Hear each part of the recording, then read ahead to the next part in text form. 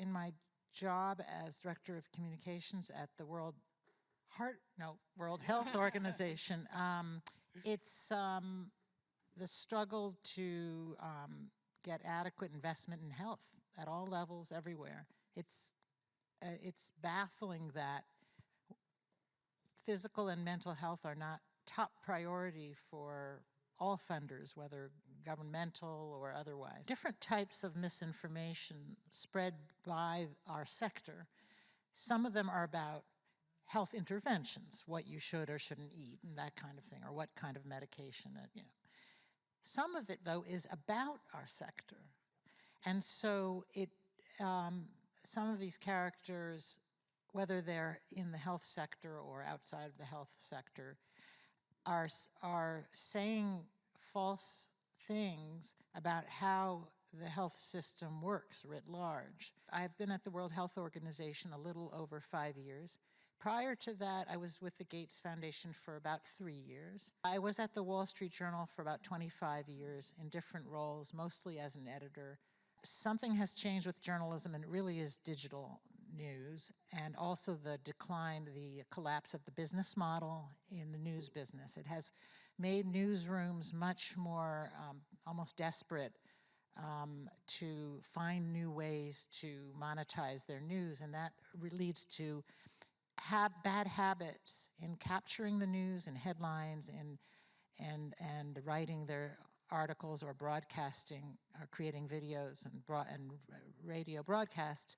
It exaggerates long-standing bad habits. So clickbait, that is not new, but the extent and speed of clickbait is new, and it's really pernicious. When Dr. Tedros, the Director General, says that he's talking about the full range of digital tools, so not just communications tools, but also diagnostics, testing, therapeutic, everything, right?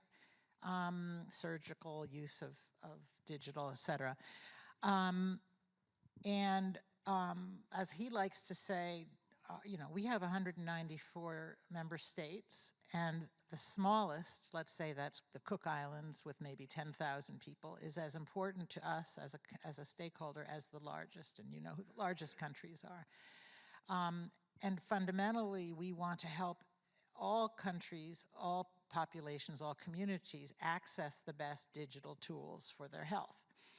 They have to be good partners, and they have to put the investment into that, and that means making sure that the lowest income, most marginalized, remote populations have the same access to these things as we do in big cities and wealthy places. In communications, from my profession, I think digital is magic.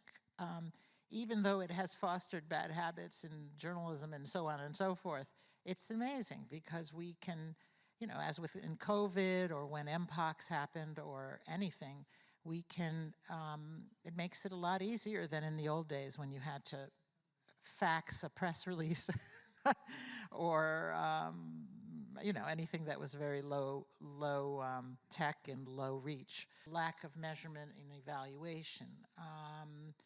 And anyone who is making any kind of health communications product needs to commit to setting goals and then seeing if you achieved your goals. We're going to have to do two things at once. We're going to have to keep doing what we're doing. We have to fight like hell, I say, against and do hand-to-hand combat against the lies, even as we are completely re-engineering how we develop communications products and campaigns. Sometimes one is tempted to just say we need to stop communicating and develop behaviorally based, measurable things. But it's not realistic.